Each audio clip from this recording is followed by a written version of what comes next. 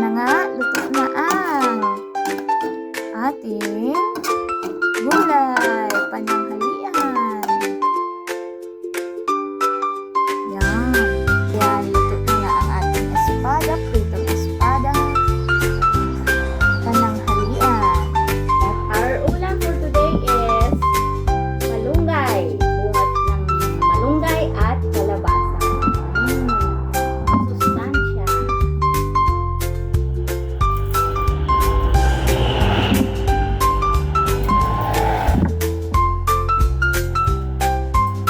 Yan mga kapatid, mga idol.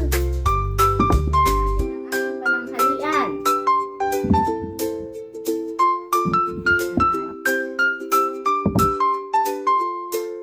Mag-ulam tayo ng gulay para humaba ang buhay.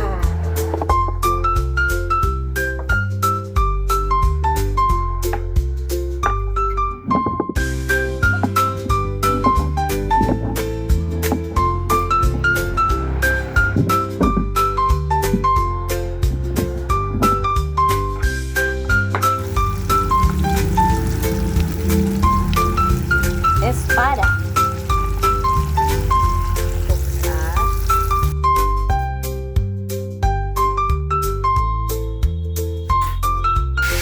Ayan. Lagay na natin ang kalabasa. Lagyan natin ng konting tubig para maluto.